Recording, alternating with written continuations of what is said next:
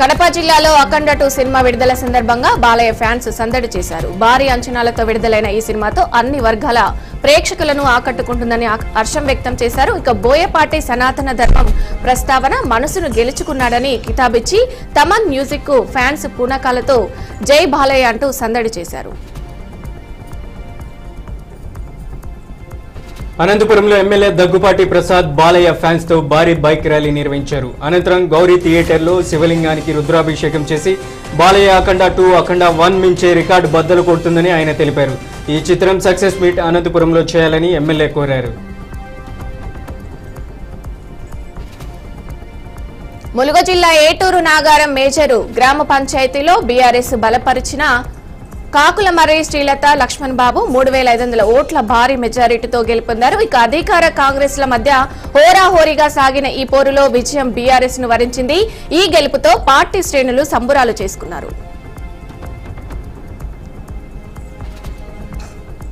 వికారాబాద్ జిల్లా హరిదాస్పల్లిలో సర్పంచ్ అభ్యర్థి చిగుర్లపల్లి శ్రీకాంత్ ఇంటింటి ప్రచారం నిర్వహించారు. ఎందరు సర్పంచులు చేసినా గ్రామ సమస్యలను పట్టించుకోలేదని, ప్రజలు తనకు మద్దతు ఇస్తే అభివృద్ధి ప్రధాన లక్ష్యంగా పనిచేస్తానని హామీ ఇచ్చారు. ఈ కార్యక్రమంలో కాంగ్రెస్ పార్టీ కార్యకర్తలు, యువత పాల్గొన్నారు.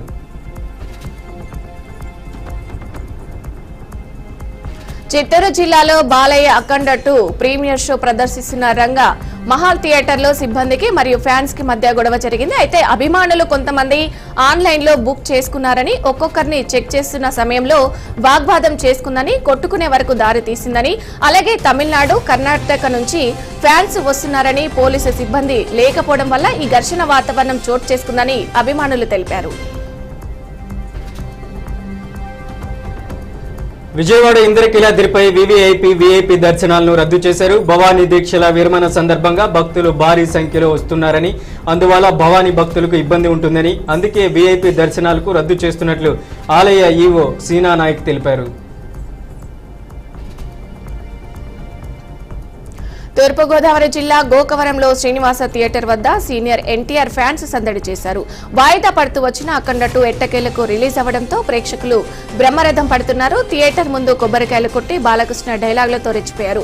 భారీ అంచనాలు ఉన్న అఖండ 2 విజయం సాధిస్తుందని, బోయపాటి దర్శకత్వం తమన్ మ్యూజిక్ మళ్లీ హిట్ అవుతుందని ధీమా వ్యక్తం చేశారు.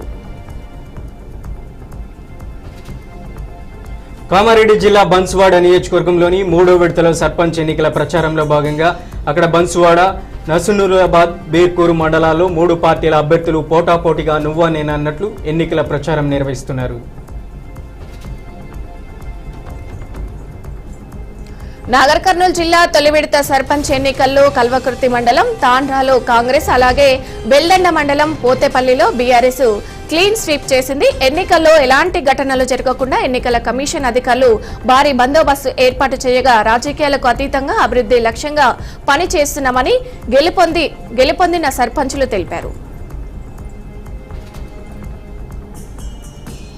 గుంటూరు జిల్లా తెనాలిలో హీరోయిన్ మీనాక్షి చౌదరి సందడి చేశారు. బోస్ రోడ్లో నూతనంగా ఏర్పాటు చేసిన సౌత్ ఇండియా షాపింగ్ మాల్ ను ఎమ్మెల్సీ ఆలపాటి రాజేంద్ర ప్రసాద్ తో కలిసి ప్రారంభించారు. మీనాక్షి చౌదరిని చూడడానికి అభిమానులు పెద్ద సంఖ్యలో వచ్చారు.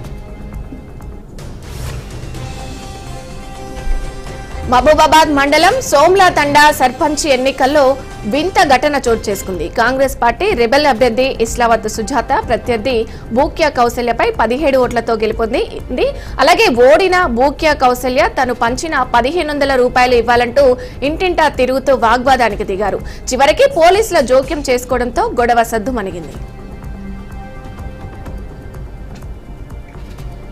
విశాఖపట్నంలో ప్రముఖ అంతర్జాతీయ ఐటీ సంస్థ కాగ్నిజెంట్, రియల్ ఎస్టేట్ సంస్థ సాత్వా గ్రూప్ తో పాటు మరో 7 ఐటీ సంస్థల క్యాంపస్ల నిర్మాణాలకు ఐటీ మినిస్టర్ నారా లోకేష్ భూమి పూజ చేసి శిలాఫలకాలను ఆవిష్కరించారు. ఈ కార్యక్రమంలో మంత్రితో పాటు భీమిలి నియోజకవర్గ ఎమ్మెల్యే గంటా శ్రీనివాసరావు, విశాఖ ఎంపీ శ్రీ భరత్ పాల్గొన్నారు. వనపర్తి మండలం చిట్యాల గ్రామంలో కాంగ్రెస్ పార్టీ బలపరిచిన సర్పంచ్ అభ్యర్థి పోగుల ప్రత్యూషకి మద్దతుగా ఎమ్మెల్యే తూడి మేఘారెడ్డి ప్రచారం నిర్వహించారు. గ్రామంలో బీఆర్ఎస్ పార్టీ నాయకులు గ్రామాన్ని పట్టించుకోలేక సర్వనాశనం చేశారని ఆయన మండిపడ్డారు. సర్పంచ్ ఎన్నికల్లో పోగుల ప్రత్యూషని గెలిపించేందుకు బాధ్యత ప్రజలదే అని, గ్రామ అభివృద్ధి బాధ్యత నాది అని ఎమ్మెల్యే హామీ ఇచ్చారు. వెంకటాచలం మండలం కాకుటూరులో టూరిజం మేనేజ్మెంట్ విభాగం స్టార్టప్లపై సదస్సును వైస్ ఛాన్సలర్ అల్లం శ్రీనివాసరావు ప్రారంభించారు. యువతలో స్టార్టప్లపై పెరుగుతున్న ఆసక్తిపై హర్షం వ్యక్తం చేశారు. కేవలం ఉద్యోగులపై కాకుండా సృజనాత్మకత, మార్కెటింగ్ నైపుణ్యాలపై దృష్టి పెట్టాలని విద్యార్థులకు సూచించారు. మహబూబాబాద్ జిల్లా శనగపురం బొగ్గు తాండాలో విషాదం చోటు చేసుకుంది. రైతు బానోతు శ్రీను రాత్రి సమయంలో కూరగాయల పంటలకు నీరు పెట్టేందుకు వెళ్లి ప్రమాదవశాత్తు బావిలో జారిపడి శ్రీను మృతి చెందాడు. ఇక విషయం తెలుసుకున్న పోలీసులు సంఘటన స్థలానికి చేరుకుని తండా వాసులతో 2 గంటల పాటు శ్రమించి మృతదేహాన్ని బయటకు తీశారు. ఇక శ్రీను మృతితో గ్రామంలో విషాద ఛాయలు అలుముకున్నాయి. తిరుమల శ్రీవారిని పలువురు ప్రముఖులు దర్శించుకున్నారు. వీరిలో నిర్మాత అశ్విని దత్, రైటర్ విజయేంద్ర ప్రసాద్ ఉన్నారు. స్వామివారి నైవేద్య విరామ సమయంలో దర్శించుకున్న వీరికి రంగనాయక మండపంలో పండితులు ఆశీర్వచనం చేయగా ఆలయ అధికారులు తీర్థ ప్రసాదాలను అందించారు. గుంటూరు జిల్లా పొన్నూరు వెలగ ఇంజనీరింగ్ కళాశాలలో ఏర్పాటు చేసిన మెగా జాబ్ మేళను ఎమ్మెల్యే ధూళిపాల నరేంద్ర కుమార్ ప్రారంభించారు. ఈ జాబ్ మేళలో 36 కంపెనీలు పాల్గొనగా 1100 మంది విద్యార్థులు తమ పేర్లు నమోదు చేసుకున్నట్లు ఆయన వెల్లడించారు. ఇక నిరుద్యోగులు జీతభత్యాల కోసం ఆలోచించకుండా చదువుకు వచ్చిన ఉద్యోగం చేస్తూ ఉన్నత స్థానాలకు ఎదగాలని ఎమ్మెల్యే ఆకాంక్షించారు. ఈ కార్యక్రమంలో జిల్లా నైపుణ్యాభివృద్ధి అధికారి కె సంజీవరావు, పలు సంస్థల ప్రతినిధులు పాల్గొన్నారు. అన్నమయ్య జిల్లా రైల్వే కోడూరు నేషనల్ హైవేపై కోటా క్రాస్ రోడ్డు వద్ద లారీ బ్రేకులు ఫెయిల్ అయ్యి వాటర్ ప్లాంట్ కూల్ డ్రింక్ షాపులోకి దూసుకెళ్లింది. అయితే ఈ ప్రమాదంలో అక్కడే నిద్రిస్తున్న వ్యక్తికి త్రుటిలో ప్రాణాలు కాపాడుకోగా ఆటో, ఫ్రిడ్జ్లు, కూల్ డ్రింక్స్, తినుబండారాలు పూర్తిగా ధ్వంసమవడంతో 7 లక్షల మేర నష్టం వాటిల్లిందని షాపు యజమాని తెలిపాడు. ఈ ప్రమాదంపై కేసు నమోదు చేసుకుని పోలీసులు దర్యాప్తు చేస్తున్నారు. కాకినాడలో రోజు రోజుకు పెరుగుతున్న దొంగతనాలపై పోలీసులు ప్రత్యేక దృష్టి సారించారు. ఇటీవల కాకినాడలో 29 మోటార్ సైకిళ్లను పోలీసులు రికవరీ చేయగా వాటి విలువ 14 లక్షల పైగా ఉంటుందని తెలిపారు. దొంగతనాలు జరగకుండా ప్రజలు ఎలాంటి జాగ్రత్తలు తీసుకోవాలో ఎస్పీ బిందు మాధవ్ వివరించారు. ఇక ప్రజల భద్రతను దృష్టిలో ఉంచుకొని ఇళ్లకు పటిష్టమైన తాళాలు ఉపయోగించాలన్నారు. బైకులకు ట్రాకింగ్ సిస్టమ్ అమర్చుకోవాలని సూచించారు. అల్లూరు జిల్లా చింతూరు ఏరియా ఆసుపత్రిలో మృతులకు మంత్రి మండిపల్లి సంతాపం తెలిపారు. అనుకోని రోడ్డు ప్రమాదాలకు నిండు జీవితాలు బలిగొంటున్నాయని మంత్రి ఆవేదన వ్యక్తం చేశారు. ప్రమాదంలో గాయపడిన వారికి అందుతున్న వైద్యం గురించి ఆరా తీశారు. అనంతరం రాష్ట్ర ప్రభుత్వం ద్వారా మృతుల కుటుంబాలకు 5 లక్షలు, గాయపడ్డ వారికి 2 లక్షల ఎక్స్ గ్రేషియా, కేంద్ర ప్రభుత్వం నుంచి మరో 2 లక్షల, క్షతగాతులకు 50,000 అందిస్తామని మంత్రి మండిపల్లి తెలిపారు.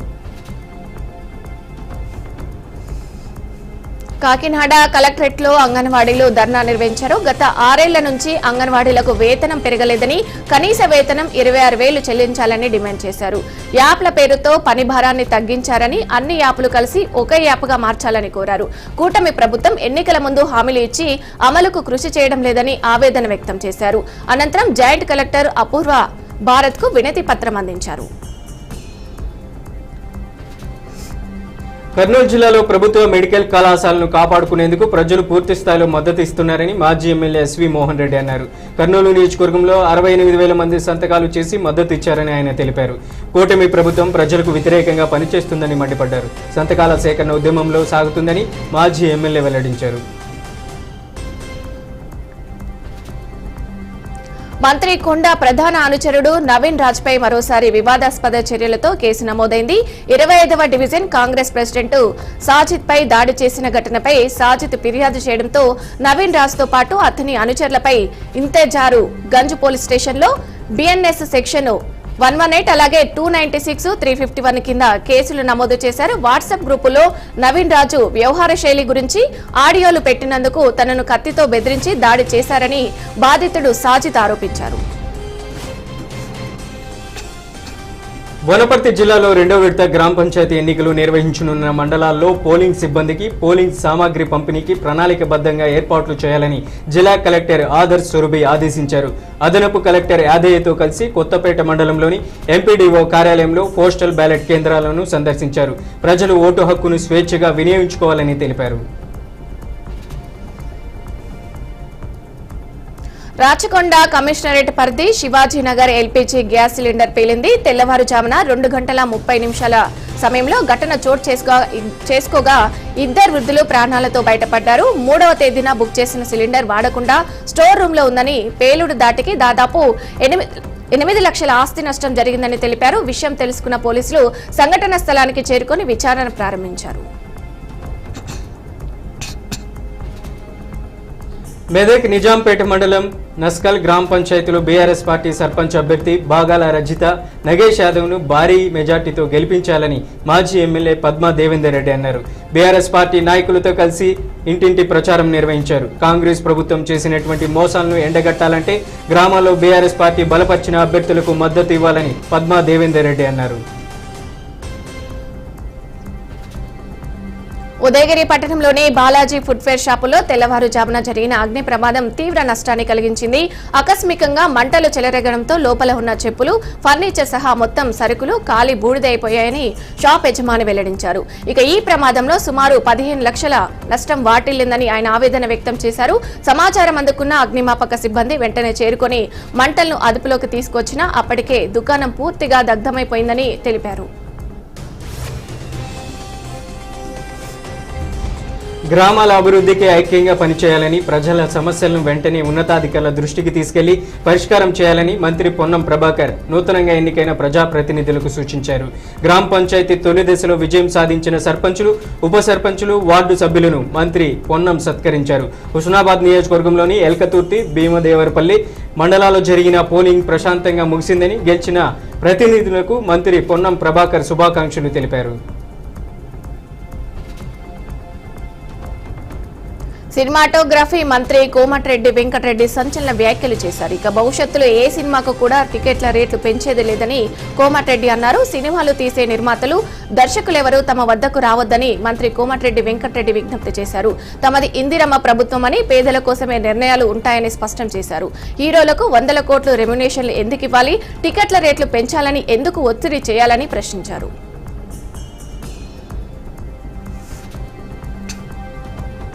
ప్రధాని మోదీ తీరు పచ్చకామెర్లు సోకినోడి సామెతను తలపిస్తుందని కాంగ్రెస్ పార్టీ అధ్యక్షురాలు వైఎస్ షర్మిల సెటైర్లు వేశారు. ఏపీ ప్రభుత్వంపై మోదీ ప్రశంసలు కురిపించిన నేపథ్యంలో ఆమె స్పందించారు. ఏపీలో రైతులు అవస్థలు పడుతున్నారని, అవి కనపడవా అని ఆమె ప్రశ్నించారు. గిట్టుబాటు లేక పంటలను తగలబెడుతున్న దృశ్యాలు కనపడవా అని షర్మిల ఎద్దేవా చేశారు. రాష్ట్రంలో గురుకుల పాఠశాలలో ఫుడ్ పాయిజన్ ఘటనలు ఆందోళన కలిగిస్తున్నాయి. తాజాగా హైదరాబాద్ లోని బాగ్లింగంపల్లి మైనార్టీ గురుకుల పాఠశాలలో ఫుడ్ పాయిజన్ అయింది. రాత్రి భోజనం చేసిన అనంతరం 16 మంది విద్యార్థులు తీవ్ర అస్వస్థతకు గురయ్యారు. వాంతులు, విరోచనాలతో అస్వస్థత పడడంతో సిబ్బంది విద్యార్థులకు కింగ్ కోటి ప్రభుత్వ ఆసుపత్రికి తరలించారు. ఇక అస్వస్థతకు గురైన విద్యార్థులు, అమ్మాయిలు, చిన్నారులు ఉన్నారు.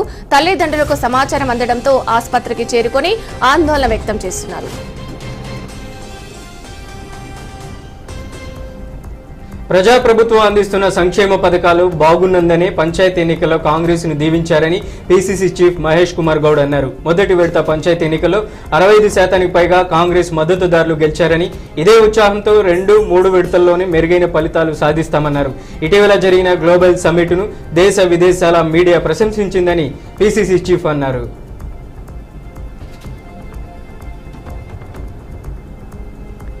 కాంగ్రెస్ ఎమ్మెల్యే మురళీ నాయక్ సొంతూరులో చుక్కెదిరైంది. మురళీ నాయక్ సొంత ఊరిలో ఓడిపోయిన ఆయన వదిన కాంగ్రెస్ అభ్యర్థి బూక్య కౌసల్య ఓడిపోవడంతో ఊరి ప్రజలపై ఆగ్రహం వ్యక్తం చేసింది. మహబూబాబాద్ మండలం సోమ్లా తండాలో 27 ఓట్లతో ఇస్లావత్ సుజాత అనే మహిళ గెలిచింది. దీంతో ఓడిపోయిన బూక్య కౌసల్య తన డబ్బులను తనకు ఇవ్వాలంటూ గ్రామస్తులపై ఆగ్రహం వ్యక్తం చేసింది. ఏపీలో మరో ఘోర రోడ్డు ప్రమాదం జరిగింది. ఈ ఘటనలో 3 దుర్మరణం పాలయ్యారు. బాపట్ల జిల్లా కొల్లూరు మండలం దోనేపూడిలో జరిగింది. రోడ్డుపై అదుపు తప్పి ఆటో బోల్తా పడింది. దీంతో 3 అక్కడికక్కడే మృతి చెందారు. మరో 2కి తీవ్ర గాయాలు కావడంతో స్థానికులు ఆసుపత్రికి తరలించారు. విషయం తెలుసుకున్న పోలీసులు మృతదేహాలను పోస్ట్ మార్టంకు తరలించారు. ఘటనపై కేసు నమోదు చేసి దర్యాప్తు చేస్తున్నారు. ప్రపంచ ఫుట్బాల్ దిగ్గజం లియోనెల్ మెస్సీ రేపు ఉప్పల్ క్రికెట్ స్టేడియంలో మ్యాచ్ ఆడనుండడంతో పోలీసులు అన్ని ఏర్పాట్లు చేశారు. ఇక ప్రత్యక్షంగా తిలకించేందుకు మంత్రులు, ఎమ్మెల్యేలు, సినీ ప్రముఖులు, అధికారులు పోటీ పడుతున్నారు. అందుకోసం ఈవెంట్ నిర్వాహకులు ఇచ్చే పాసుల కోసం పెద్ద ఎత్తున ఫైరవీలు చేస్తున్నారు. తాజాగా రాచకొండ పోలీస్ కమిషనర్ సుధీర్ బాబు ఏర్పాట్లపై మాట్లాడారు. మెస్సీ మ్యాచ్ కు 2500 మంది పోలీసులకు భారీ భద్రత ఏర్పాట్లు చేయబోతున్నట్లు తెలిపారు. నంద్యాల జిల్లా నందికొట్కూరులో అర్బన్ హెల్త్ సెంటర్లో కౌన్సిలర్ చాంద్ బాషా, జిల్లా అధికారులు ఆకస్మిక తనిఖీలు చేశారు. అర్బన్ హెల్త్ సెంటర్లో సిబ్బంది పనితీరుపై ఫిర్యాదులు ఎక్కువగా రావడంతో స్పందించిన అధికారులు హెల్త్ సెంటర్ను తనిఖీ చేసి రికార్డులను పరిశీలించారు. అనంతరం హెల్త్ సెంటర్లో సిబ్బంది పనితీరుపై అధికారులు అసంతృప్తి వ్యక్తం చేశారు.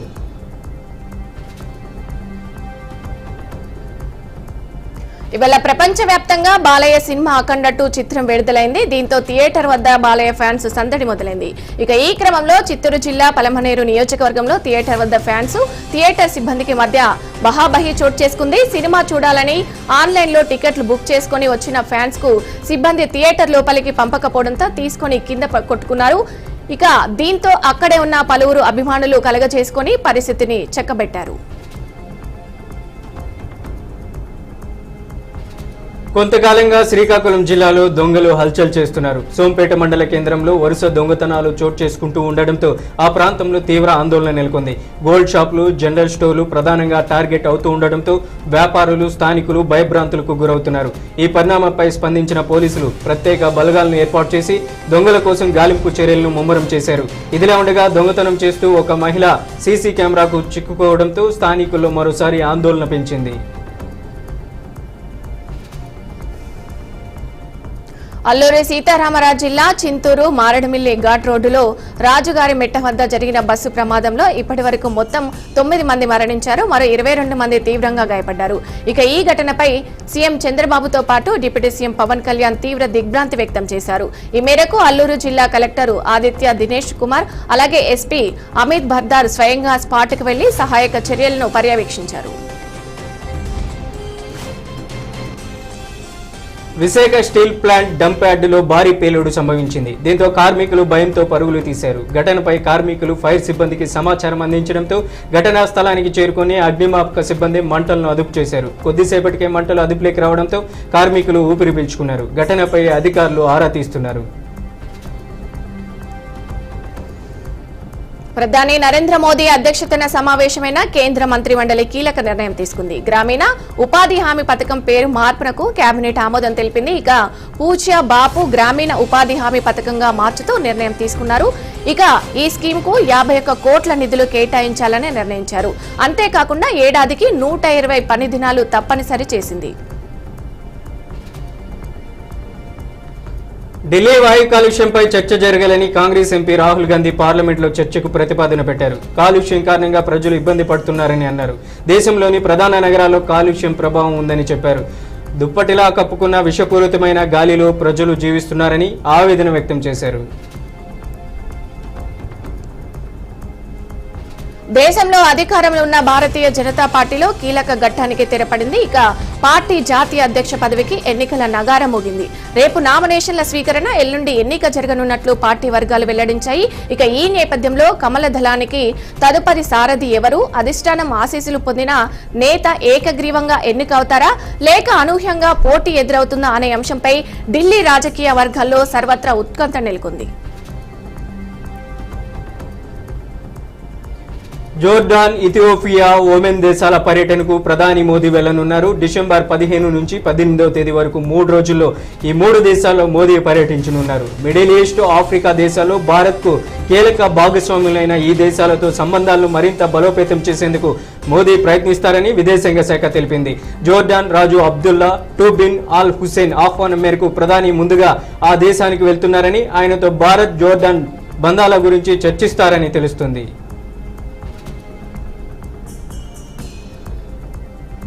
అరుణాచల్ ప్రదేశ్ లో ఘోర ప్రమాదం జరిగింది. పర్వత రహదారిపై నుంచి ట్రక్కు జారి లోయలో పడిపోయింది. ఇక ఈ దుర్ఘటనలో 22 మంది కూలీలు మృతి చెందగా ఒకరు మాత్రమే ప్రాణాలతో బయటపడ్డారు. విషయం తెలిసిన వెంటనే పోలీసులు ఘటనా స్థలానికి చేరుకుని సహాయక చర్యలు చేపట్టారు. ప్రతికూల వాతావరణం కారణంగా సహాయ చర్యలకు ఆటంకం కలుగుతుంది.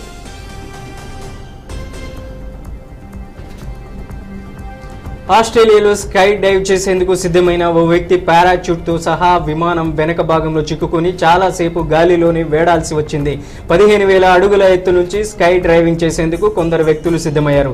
ఈ క్రమంలో ఓ స్కై డ్రైవర్ పారాచూట్ సహాయంతో విమానం నుంచి బయటకు దూకే ప్రయత్నం చేస్తుండగానే గట్టిగా వీచిన గాలిలో పారాచూట్ తెరుచుకొని అది విమానం తోక భాగంలో చిక్కుకుంది. చివరికి తన వద్ద ఉన్న రెండో పారాచూట్ విప్పడం ద్వారా స్కై డ్రైవర్ సురక్షితంగా కిందకు దిగాడు. తెలంగాణలోని ఓ మారుమూల గ్రామానికి చెందిన ఉదయ్ నాగరాజు అరుదైన ఘనతను సొంతం చేసుకున్నాడు. బ్రిటన్ పార్లమెంటులోని ఎగువ సభ అయిన హౌస్ ఆఫ్ లార్డ్స్ కు ఆయన నామినేషన్ అయ్యారు. ఈ ప్రతిష్టాత్మక గౌరవాన్ని అందుకున్న తొలి తెలుగు వ్యక్తిగా ఆయన చరిత్ర సృష్టించారు. బ్రిటన్ ప్రధాని కీర్ స్మార్టర్ చేసిన సిఫారసు మేరకు రాజు చార్లెస్ ఈ నియామకాన్ని ఖరారు చేశారు. ఇక ఉమ్మడి కరీంనగర్ జిల్లా, ప్రస్తుత సిద్దిపేట జిల్లాలోని కోహేడ మండలం శనిగరం గ్రామం ఉదయ్ నాగరాజు స్వస్థలం. అఖండ 2 సినిమా నిర్మాణ సంస్థకు భారీ ఊరట లభించింది. తెలంగాణ హైకోర్టు సింగిల్ బెంచ్ ఇచ్చిన ఉత్తర్వులపై ఈ నెల 14 వరకు డివిజన్ బెంచ్ స్టే విధించింది. సినిమా టికెట్ల జీవో రద్దు ఉత్తర్వులను సస్పెండ్ చేసింది. తదుపరి విచారణను ఈ నెల 15కు వాయిదా వేసింది. అండర్ 19 ఆసియా కప్ 2025 టోర్నమెంట్లో భారత యువ జట్టు ప్రత్యర్థి జట్టుకు గట్టి హెచ్చరిక పంపింది. యుఏఈతో జరుగుతున్న ఆరంభ మ్యాచ్లో టీమిండియా కుర్రాళ్లు విధ్వంసకర బ్యాటింగ్తో చెలరేగి యూత్ వన్డే ఇంటర్నేషనల్ క్రికెట్ చరిత్రలోనే తమ అత్యధిక స్కోరును నమోదు చేశారు. ఇక ఈ మ్యాచ్లో 14 ఏళ్ల ఓపెనర్ వైభవ్ సూర్యవంశీ ఆకాశమే హద్దుగా చెలరేగాడు. ఇక కేవలం 95 బంతుల్లోనే 171 పరుగులు చేసి భారత భారీ స్కోర్ను బలమైన పునాది వేశాడు.